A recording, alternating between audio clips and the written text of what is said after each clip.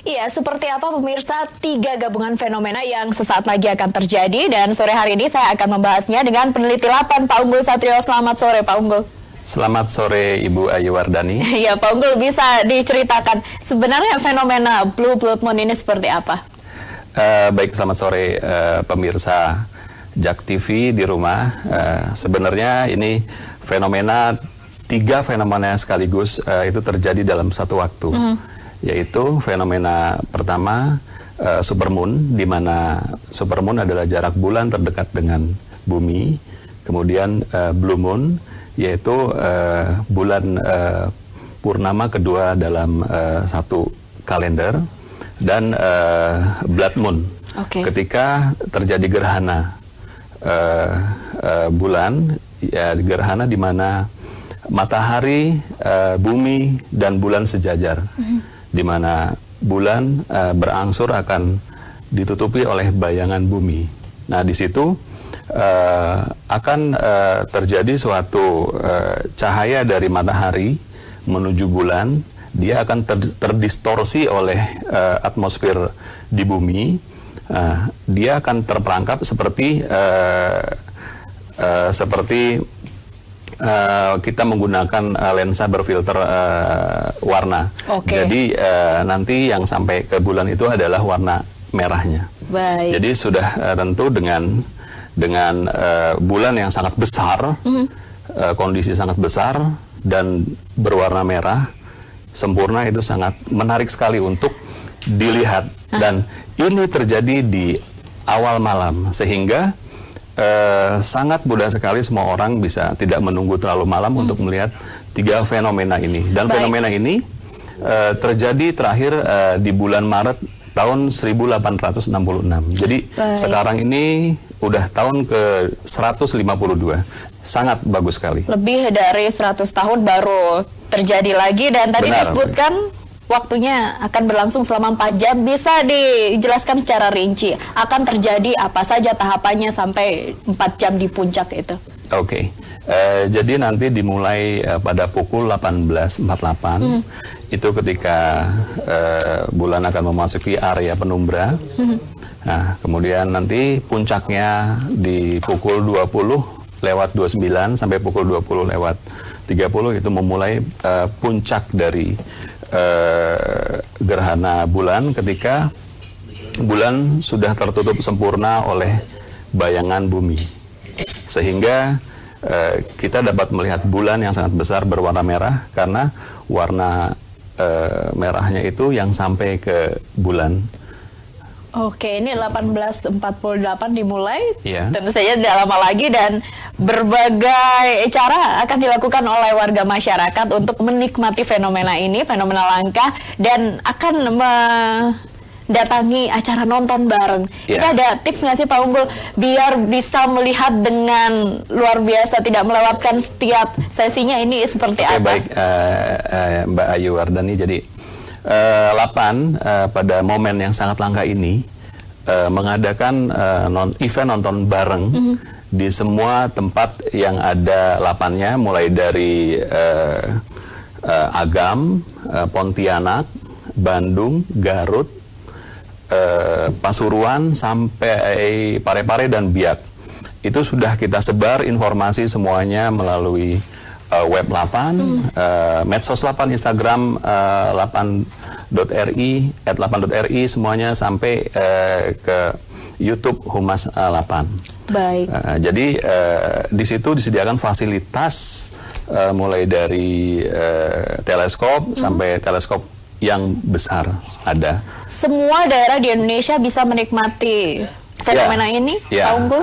Hampir semua daerah di Indonesia bisa menikmati fenomena langka ini, dan itu bisa dilihat dengan kondisi mata telanjang pun, dan kita bisa mengabadikan melalui foto smartphone, apalagi pakai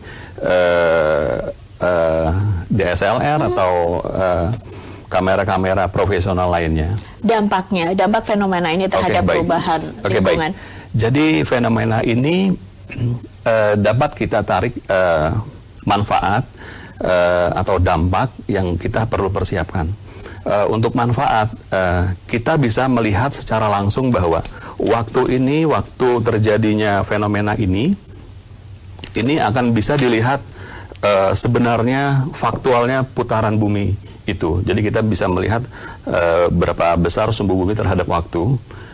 Kemudian karena ini bulan terjadi titik terdekat dengan bumi, ya, dengan periginya sangat dekat, itu kita sebut perigi, itu sudah barang tentu gravitasi akan meningkat. Jadi beliau akan bisa menarik, mungkin saya tidak tahu, bukan bidang keilmuan saya, bahwa air laut mungkin bisa akan naik. Kemudian kita bisa melakukan persiapan untuk mengantisipasi air laut naik tersebut. Baik, itu adalah salah satu dampak dari fenomena ini. Menarik sekali, kita akan lanjutkan perbincangan, tapi nanti usai jeda. Pemirsa, pelataran Tugu Monas Jakarta Pusat ini menjadi salah satu lokasi untuk menyaksikan gerhana bulan total dan supermoon. Lalu bagaimana kondisi di sana saat ini? Informasinya usai jeda berikut. Pemirsa, fenomena gerhana bulan total dan bulan super sangat dinanti masyarakat. Bahkan pemerintah Provinsi DKI Jakarta telah menyediakan banyak tempat untuk menyaksikan, dan salah satunya ini di pelataran Monas Jakarta Pusat. Bagaimana kondisi di sana? Saat ini telah ada Safinas Nasyar. Silakan Safinas dengan laporannya. Terima kasih Ayu. Ya pemirsa, saat ini saya sudah berada di Monas, di mana Monas merupakan salah satu titik yang disediakan oleh Pemprov DKI Jakarta bersama Dinas Pariwisata untuk menyaksikan bersama dengan masyarakat fenomena astronomi yang langka ini, pemirsa, yang terjadi memang 150 tahun sekali. Dan pemirsa, bisa dilihat di belakang saya, pemirsa, untuk situasi di Monas sendiri, sejauh ini belum terjadi lonjakan pengunjung. Banyaknya pengunjung yang datang sore hari ini masih dengan melakukan kegiatan masing-masing seperti berolahraga, tamasya, bermain sepeda. Namun dari arah barat sudah muncul nih di bagian tamannya, pemirsa, bahwa sudah banyak orang yang sudah menyediakan kameranya duduk di taman lalu menuju ke arah di mana bulan akan muncul nantinya, pemirsa. Dan saya belum bisa memastikan apakah situasi malam nanti akan padat, karena memang pemirsa dari pintu masuk pun tidak ada lonjakan pengunjung yang begitu berarti, dan lalu lintas pun masih lancar sekali, pemirsa.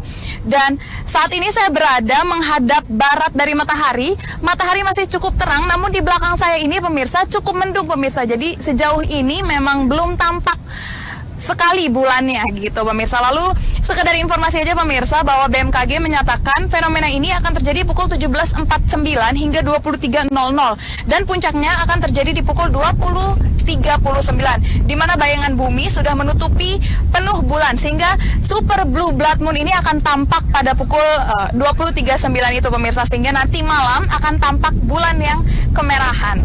Dan dengan adanya kejadian ini, Jakarta berpotensi terjadi hujan lebat dan angin kencang hingga tanggal 3 Februari mendatang, serta juga air laut yang pasang dan juga berpotensi banjirop. Demikian informasi saya, Ayu Wardani. Iya. Terima kasih Safinas, selamat bertugas kembali. Langitnya masih cerah ya, jadi bulan belum bisa terlihat. Ini sebenarnya gimana tempat ideal untuk bisa menikmati fenomena alam ini? Baik, Mbak Ayu Wardani. Jadi kita akan asik sekali bisa menikmati fenomena yang langka ini. 3 fenomena terjadi sekaligus. Itu pertama, kita harus terbebas dari polusi cahaya. Jadi kita bisa mematikan lampu sekitar kita, atau kita berada di tempat yang tinggi. Di tempat yang tinggi seperti di atas, di rooftop gedung. Di rooftop gedung atau di skywalk something resto, atau di puncak. Ini masih ada waktu bisa ke puncak gitu kan. Tapi ada kondisi juga yang harus ideal ketika di mana langit tertutup sama awan, itu kita juga akan terkurangi cahayanya tentunya. Dan jadi kita harus mencari kondisi di mana clear sky. Itu memang kondisi ideal sekali untuk menonton dan mengabadikannya. Baik, hari ini di Jakarta cuacanya agak sedikit berawan, mendung gitu ya. Apakah ini nantinya seumpama masih terus seperti ini di malam hari, cuacanya mendung, akan berpengaruh terhadap bulan yang bisa kita lihat? Benar sekali Mbak Ayu. Jadi oleh karena itu kita mengadakan spot-spot pengamatan itu bukan hanya di Jakarta. Oke. Jadi di situ kita seperti saya utarakan tadi, mulai dari Agam sampai Biak itu semuanya akan. Dan kita mengadakan juga lomba fotografi. Wow. Dan itu non editing. Jadi mulai dari smartphone sampai kamera profesional itu bisa di-upload di sosmed dan di tweet ke Twitter kami dan Instagram kami. Menarik nih, masih ada banyak waktu nanti 4 jam untuk hunting gambar foto bulan terbaik. Nah, ini tadi dikatakan bahwa fenomena ini bisa kita nikmati dengan mata telanjang. Artinya kita tidak usah memakai teropong pun bisa. Tapi di beberapa titik pemantauan ada disediakan teropong. Sebenarnya apa bedanya kalau kita lihat secara langsung dengan menggunakan teropong? Jadi dengan teleskop itu kita akan mendapatkan suatu gambar atau citra perbesaran sekian kali. Bahkan ada yang sampai sekian ratus atau sekian ribu kali dengan teleskop yang berjarak berapa milimeter itu. Dan itu membuat bulan itu akan terlihat lebih dekat. Dan optical view itu kan lebih bagus, dan bisa saja kita bisa memadukan dengan smartphone, kita foto dari dalam hasil dari teleskop tersebut.